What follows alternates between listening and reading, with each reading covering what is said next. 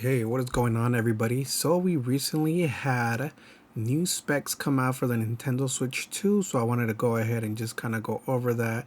The Nintendo Switch is going to have a 7.9-inch LCD screen, which is actually almost an inch bigger than the OLED version, which is kind of nice.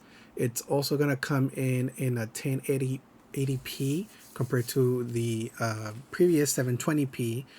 This is going to be handheld only. However, if it is docked, it's going to be able to go up to 120 FPS and 4K. Now, this doesn't necessarily mean that it's stuck on 1080p per se, as it does have the HDR10 function, meaning that the games are going to be able to look a little bit better. Also, older games are going to be able to also look a little crispier or crisp. So that's pretty nice. It's going to have a 256 gigabyte internal memory. For those of you that don't recall, the OLED actually only has a 64 gigabyte memory, so that's pretty nice. Nothing too major, I would say. There's actually going to be a game chat that's going to come out where you can actually speak to players, kind of like Discord. So you can chat with them as you're playing and so forth. And there's actually going to be a dedicated Joy-Con C button, which you can actually use to chat again, as I mentioned, whether you're at the home screen or if you're playing a game. This has a potential release for next March, being March 2026. So we'll kind of see whether that date changes or not. Something very interesting that I saw are that the Joy-Cons, not only are they now magnetic instead of just having to slide them in, which is a cool feature, they're also going to be able to be used as mouse. So you're going to kind of get that little feeling of, playing with the mouse. I'm not too sure how well this is going to work or really how it's going to be implemented. They did kind of show a little bit of it, but I don't know if that's going to change. As long as it's smooth, I believe, like a mouse, then it'll be a nice little feature. We'll just have to see, right, once we get a little bit more info. There's going to be a new game share feature for those friends who don't own a game. It looks like you'll be able to share a game with them. I just don't believe that you'll both be able to play the game. You could previously do this before. I'm not sure if they fixed it, where you can dock your Switch and make an account on a different dock, and then they can log in and play your games. However, again, you wouldn't be able to play at the same time unless you both were on different accounts and you both owned the game. There's also going to be a new camera edition for video chatting and actual game integrations. I believe they use the Mario Party Jamboree as having an upcoming extension where you can use the camera to play and so forth. So that's pretty cool, pretty interesting. The new Pro controller is going to have an additional audio jack, which I think a lot of controllers for the Switch actually have the audio jack now. It's also going to have a C button, again, for the game chat, and two extra rear buttons. So that's a nice little feature. Now, there's also a bunch of new accessories listed. I'll be listing them in the description box alongside the estimated prices, so you can check that out. It's going to be released with the $449 price tag, or 500 bundled with the new Mario Kart World. They kind of showed a video of that. It looks interesting, as most Mario Kart games are. Pre-orders are going to begin on April 9th with a possible June release date. I believe I read that if you had at least 12 months already of membership, you'll be able to get in the line basically to pre-order. That's kind of one of the minimums, I believe, that they wanted the pre-order buyers to have. However, I don't know if that's going to change. Pre-orders again will begin on April 9th with the possible June release date.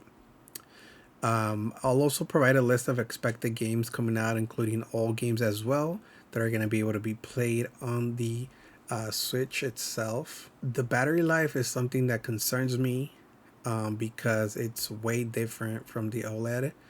There's an estimated battery life of 2 to 6.5 hours, which is not a lot unless you're hitting those higher hours, compared to the OLED, which had a 4.5 to 9 hours estimate. Of course, with higher graphics, it kind of consumes more of the battery. I just thought they would have done a little bit better to keep it higher.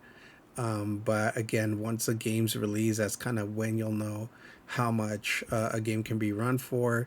But yeah, those higher graphics, the settings being higher as well, are probably going to eat up the battery pretty quickly. In other news, the Nintendo GameCube games are finally coming to the Nintendo Switch Online. So if you've been expecting that, it's finally coming through. All right, so for this next section, I actually wanted you to see me visually and my reaction, just because I thought it'd be important. Welcome to my gaming room, in case you haven't seen it before, / office. So for the Nintendo Switch 2, we're gonna have physical cards as well as digital, which usually we've already had before. The only difference, though, and hopefully you understand what this means, is that your game card now has to be inserted into your Switch. Once inserted, you're gonna get permission, essentially. My Switch here, OLED Switch. You're gonna get permission to put the game inside and get permission to download it. So off the bat, if you think about it, you are forced to take an extra step to digitally download your game. You're not getting anything really out of it except the card, I guess. But the case is not going to come up with anything. I think they stopped making books a while ago, and that's their like deluxe editions.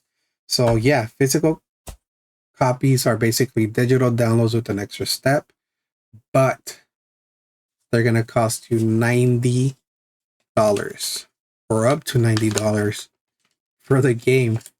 That's $30 more than what you pay now, I believe. And even, PC games, PlayStation games, Xbox games, they're all $60, like new release, unless you get like a digital edition or collector's edition or something like that. The digital downloads themselves, they're going to be 70 to $80, I believe. So that's going up as well. I haven't bought physical games in a while. I've been doing a lot of digital downloads.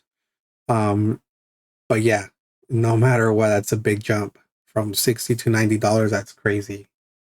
You have to be a really hardcore fan, maybe a content creator for Mario or Pokemon to, be like, I have to get this, I have to buy the game, this and that. But I don't know. I'm very quick on buying, systems. Because I enjoy them. I'm a gamer, right? But the Switch is a little pricey. The games are way more pricey. I just don't see it worth it. I am probably not get it off the bat. Maybe once they release an OLED version, I'll see if I can get it. But I don't know. I mean, I'm a big fan of Pokemon itself, so it's hard, especially because you know that most Nintendo games they don't go on sale, or it's hard for them to go on sale. And I don't see the Switch coming down in price. Maybe with all the negative feedback that's being thrown at them, they might switch things up, but I don't know. They've been pretty stable at just maintaining, hefty prices. I suggest honestly, if you really want a handheld, to get a Steam Deck. It's not that expensive, and you can run a lot of games on it. Any PC game you can typically run on this. So yeah, maybe get a Steam Deck, buy some games, just hang tight and kind of let's see what happens. But yeah, that is insane. Just wanted you to see that this is crazy. But yeah, that's pretty much it. Hopefully you enjoyed this video. Let me know what you think about all this. Is it worth the additional $150 or so compared to the OLED or whatever, Nintendo OLED? Is it worth buying the games? Are you gonna get it? Let me hear your thoughts in the comment section below. And yeah, for those of you that are new to the channel, I upload Fortnite videos on Friday, Call of Duty on Saturday. Sunday, I upload just random videos that I want to upload, typically Hearthstone or how-to type videos. I'm uploading today just because, this is like big news. So I figured, why not? Let's do a weekday video. And yeah, I also stream to Twitch and YouTube. be sure to follow me and subscribe so you can see when I go live. I don't have a set schedule yet. I typically try to go live so I can get some content to make the videos, but then I also try to do it when I have time. Yeah, that's it. I think that's a long enough rant. I'll see you on the next video. Laters.